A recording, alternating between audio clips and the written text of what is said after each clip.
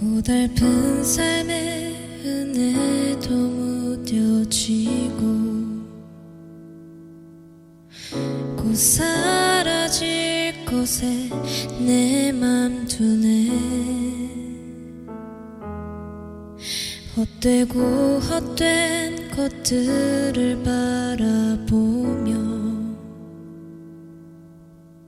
그 은혜를 놓치며 살았네. 주어진 삶을 묵묵히 살아가며 날 붙드신 주 예수를 보내. 사망 가운데 놓여진 나의 삶을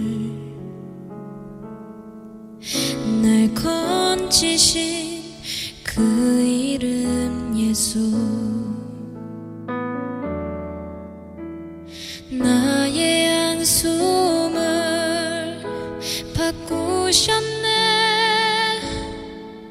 주를 향한 노래로, 소망의 노래로 나의 눈물을 거두신 주 예수 이름 안에 살게 하소서.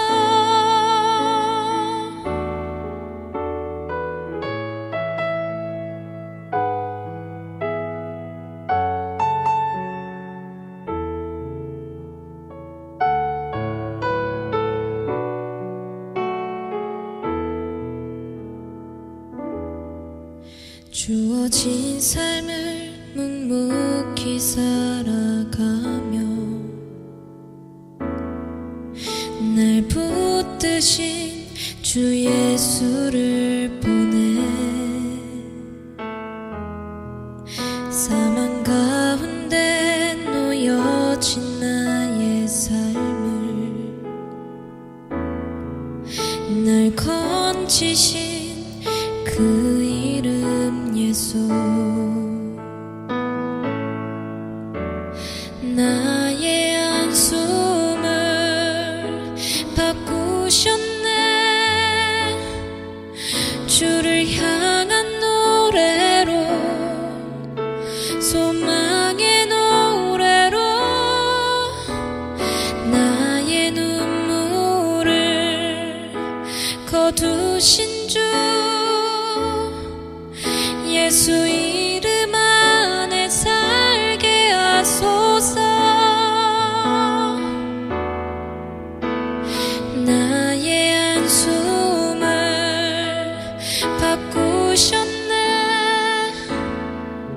주를 향한 노래로, 소망의 노래로 나의 눈물을 거두신 주 예수 이름 안에 살게 하소서. 예수 이름 안에 살게 하소서.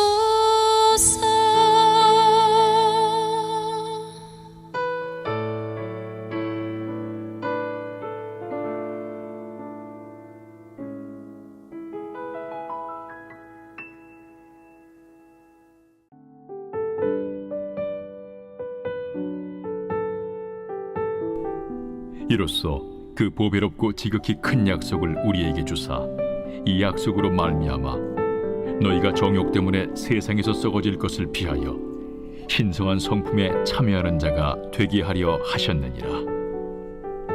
그러므로 너희가 더욱 힘써 너희 믿음의 덕을, 덕의 지식을, 지식의 절제를, 절제의 인내를, 인내의 경건을, 경건의 형제 우애를, 형제 우애의 사랑을 더하라.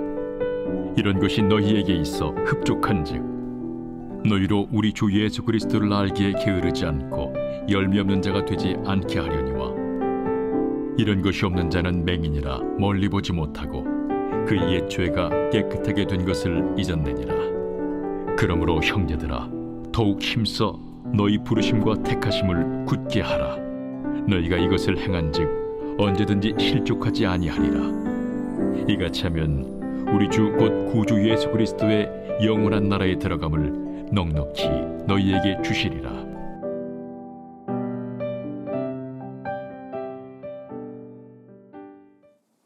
할렐루야.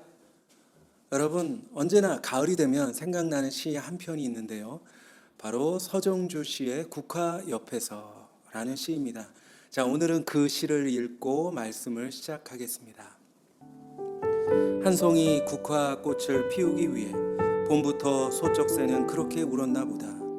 한 송이 국화 꽃을 피우기 위해 천둥은 먹구름 속에서 또 그렇게 울었나 보다. 그립고 아쉬움에 가슴 조이던 먼 젊음의 뒤안길에서 인제는 돌아와 거울 앞에선 내 누님같이 생긴 꽃이여, 노란 내 꽃잎이 피려고 간밤엔 무서리가 저리 내리고 내게는 잠도 오지 않았나 보다.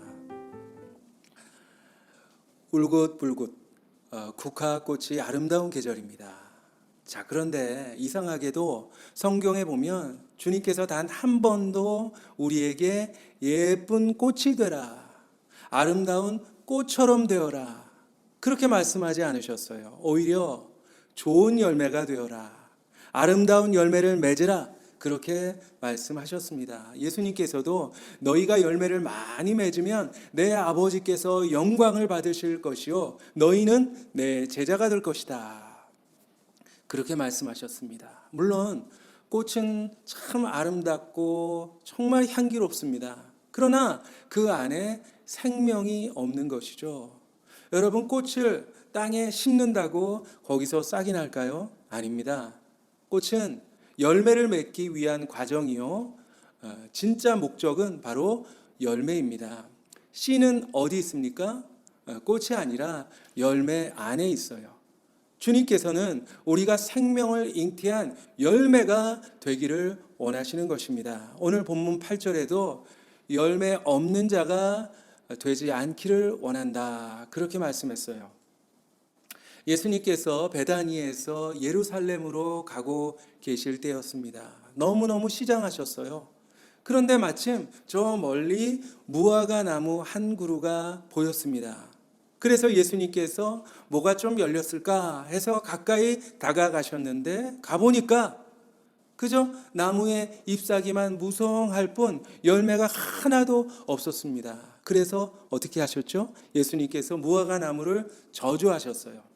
이제부터 영원토록 사람이 이 나무에서 열매를 따먹지 못할 것이다. 결국 그 나무는 뿌리째 말라지고 말았습니다. 자, 예수님께서 시장하신 나머지 홧김에 그 나무를 저주하셨을까요? 아닙니다. 바로 예수님께서는 제자들로 하여금 우리 주님이 얼마나 열매를 원하시는지, 그리고 열매 맺지 못한 자의 최후가 어떻게 되는지를 보여주셨던 것이죠. 그러므로 우리는 어떻게 해서라도 열매를 맺어야 합니다. 주님께서 그들의 열매로 그들을 알지니 가시나무에서 포도를 또는 엉겅퀴에서 무화과를 따겠느냐. 자, 이렇게 열매로 우리를 평가하시겠다, 그렇게 말씀하셨어요. 아무쪼록 저와 여러분 모두 정말 좋은 열매를 맺는 그런 신앙인이 되기를 소망합니다. 자, 그러면 우리 그리스도인들이 맺어야 할 좋은 열매는 무엇일까요? 우선 성품의 열매를 맺어야 합니다. 오늘 4절 말씀을 보면 이로써 그 보배롭고 지극히 큰 약속을 우리에게 주사 이 약속으로 말미암아 너희가 정욕 때문에 세상에서 썩어질 것을 피하여 신성한 성품에 참여하는 자가 되게 하려 하셨느니라. 여러분, 주님은 그저 우리가 좋은 성품을 갖기를 원하는 그 정도가 아니라 신의 성품, 정말 예수님의 성품에 참여하기를 원하고 계시는 것입니다. 내가 얼만큼 예수님의 성품을 닮았는가, 그것이 바로 열매예요. 여러분은 신앙생활 시작한 이후에 얼마나 예수님의 성품, 예수님의 형상을 닮았습니까? 만약 성품의 변화가 없다면 여러분은 열매를 아직 맺지 못한 것입니다. 알렉산더 대왕이 지휘하는 군대에 아주 말썽장이 병사가 한 사람이 있었어요. 태도도 불량하고 아주 훈련도 엉망이고 술 마시고 다른 사람과 다투었습니다. 그런데 공교롭게도 그 병사의 이름도 알렉산더였어요. 그래서 대왕이 그를 보고 이렇게 호통을 쳤습니다. 이보게, 당장 자네 이름을 바꿔라. 자네 이름을 바꾸든지 자네 행실을 바꿔라. 자, 우리는 예수님의 이름을 달고 사는 사람들입니다. 내가 잘못하면 예수님이 욕을 먹어요. 그러나 내가 잘하면 우리 예수님께서 영광을 받으십니다. 자, 그러므로 우리 그리스도인답게, 하나님의 자녀답게 정말 성숙한 성품과 인격을 갖추어야 하는 것이죠. 안소니 멜로 박사는 청년 시절에는 이렇게 기도했다고 합니다. 하나님, 이 세계를 변화시켜 주시옵소서. 그러다가 중년이 되어서는 기도가 바뀌었어요. 하나님, 이웃을 변화시켜 주시옵소서. 그런데 70세가 되고 나서는 이렇게 기도했다고 합니다. 하나님, 나를 변화시켜 주시옵소서. 그렇습니다. 가장 중요한 기도의 제목, 가장 첫 번째 기도의 제목이 바로 내가 변하는 것, 나의 성품이 예수님을 닮는 것, 바로 그것입니다. 내가 변해야 이웃이 변하고 이 세상이 변하기 때문입니다. 자, 예수님께서는 나는 포도나무요, 너희는 가지라, 그렇게 말씀하셨습니다. 가지가 포도나무에 붙어 있지 않으면 스스로 열매를 맺을 수 없다. 마찬가지로 너희가 내 안에 있지 않으면 열매를 맺지 못한다. 그렇습니다. 가지가 열매를 맺기 위해서는 다른 게 필요 없죠. 그저 나무에 꼭 붙어 있기만 하면 되는 것입니다. 자, 우리도 정말 변화된 성품의 소유자가 되기 위해서는 늘 예수님께 붙어 있으면 되는 것입니다. 언제나 예수님과 동행하고 예수님을 묵상하고 또 예수님 닮기를 위해서 기도하면 조금씩 우리의 성품이 예수 닮은 그런 성품으로 변화될 것입니다. 또한 우리가 맺어야 할 또 한 가지의 열매가 있는데 바로 성장의 열매입니다. 오늘 본문에 보면 8가지 덕에 대한 말씀이 나오는데요. 자, 믿음. 그저 믿음이 있다고 거기서 만족하지 말고 믿음의 덕을, 그리고 덕의 지식을, 그리고 지식의 절제를, 절제의 인내를, 그리고 인내의 경건을, 경건의 형제 우애를, 형제 우애의 사랑을 더하라, 사랑을 더하라, 그렇게 말씀하고 있어요. 한마디로 머무르면 안 된다. 계속 자라가라. 한 단계 한 단계 성장해라 라는 그런 말씀인 것이죠. 성장하는 것, 그것이 바로 하나님의 뜻입니다. 하나님께서는 이 세상의 모든 생명체가 성장하도록 만드셨어요. 물도 고여 있으면 썩어버립니다. 그리고 공기도 밀폐되어 있으면 오염되는 것이죠. 하나님은 우리의 신앙도 고여 있지 않고 흐르기를 원하십니다. 밀폐된 신앙이 아니라 확산되어가는 그런 신앙이 되기를 원하고 계시는 것입니다. 그래서 신앙생활을 마치 자전거를 타는 것과 같다고 저는 생각해요. 저도 자전거 타는 것을 참 좋아하는데, 그런데 자전거를 잘 타려면 핸들을 꽉 잡고 계속해서 페달을 밟아야 합니다. 페달을 밟지 않으면 쓰러지고 마는 것이죠. 만약 자신이 있다고 핸들을 놓거나 힘들다고 귀찮다고 페달을 밟는 것을 멈추어 버리면 어느 정도 갈지는 모르지만 결국 꽈당 쓰러지게 되는 것입니다. 신앙생활 잘하는 것도 비슷해요. 우리가 말씀의 핸들을 꽉 잡고 기도의 페달을 부지런히 밟아줘야 합니다. 그렇지 않다고 귀찮다고 말씀을 쉬어버리고 힘들다고 기도를 멈춰버리면 결국 꽈당 넘어지는 믿음이 될 수밖에 없는 거예요. 특별히 여러분, 자전거는 그 자리에 멈출 수가 없어요. 뒤로 후진할 수가 없는 것입니다. 계속 앞으로 전진해야만 합니다. 신앙생활도 마찬가지예요. 앞으로 나아가야 하나님이 기뻐하시고 하나님이 복을 주십니다. 히브리서 10장 말씀 가운데 오직 의인은 믿음으로 말미암아 살리라. 또한 뒤로 물러가면 내 마음이 그를 기뻐하지 않는다. 여러분, 늘 제자리에 머물러 있는 그런 정체신앙, 자꾸만 뒷걸음질 치는 후퇴신앙이 아니라 앞으로 나아가는 전진신앙, 날마다 성장하는 성장신앙이 되시기를 축복합니다. 디모데전서 4장에 이 모든 일에 전심전력하여 너의 성숙함을, 너의 진보를 모든 사람에게 나타내라. 그렇게 말씀하셨습니다. 오늘 8절 말씀에도 이런 것이 너희에게 있어 흡족한즉 너희로 우리 주 예수 그리스도를 알기에 게으르지 않고 열매 없는 자가 되지 않게 하려니와. 그리고 11절 말씀에도 이와 같이 하면 우리 주 곧 구주 예수 그리스도의 영원한 나라에 들어감을 넉넉히 너희에게 주시리라. 그렇습니다. 주님은 우리가 열매를 풍성하게 맺기를 원하십니다.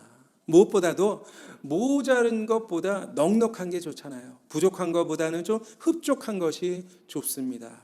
월급도 아주 빠듯하게 받는 것보다 좀 넉넉하게 받는 게 좋잖아요. 대학 입시도 커트라인에 걸려서 겨우겨우 합격하는 것보다 아주 우수한 성적으로 풀 장학금을 받고 입학하는 게 좋습니다. 구원도 마찬가지예요.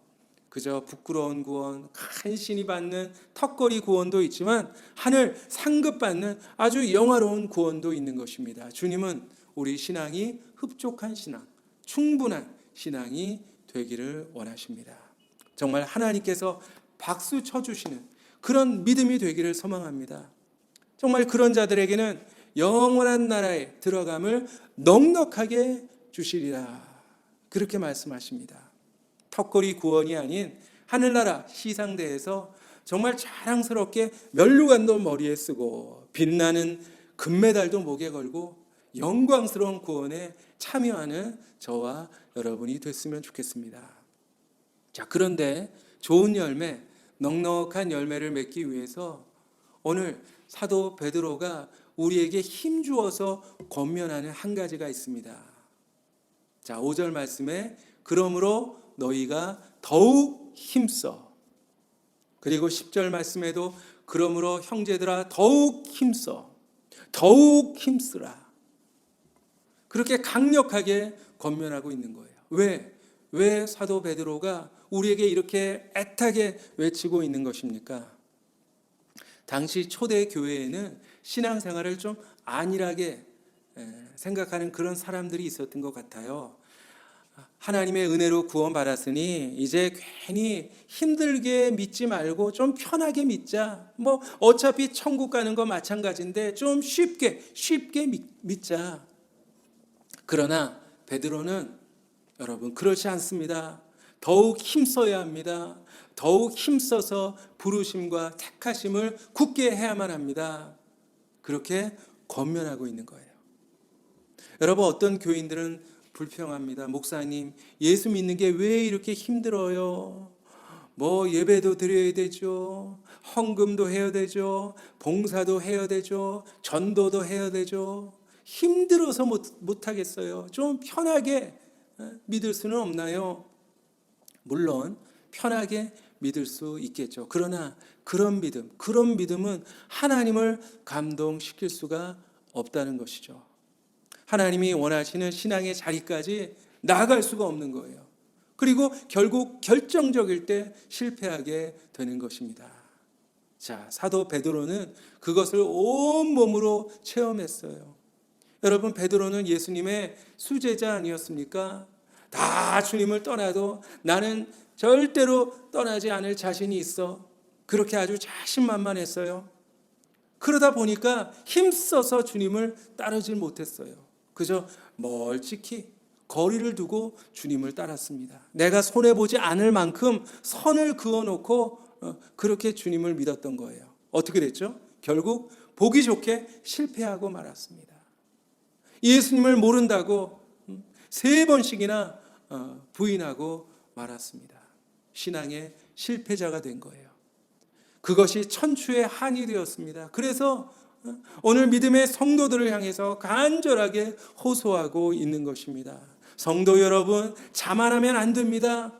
내가 섰다고 생각하면 넘어집니다. 조심해야 됩니다. 끝까지 최선을 다해서 열매를 맺어야 합니다. 더욱 힘쓰십시오.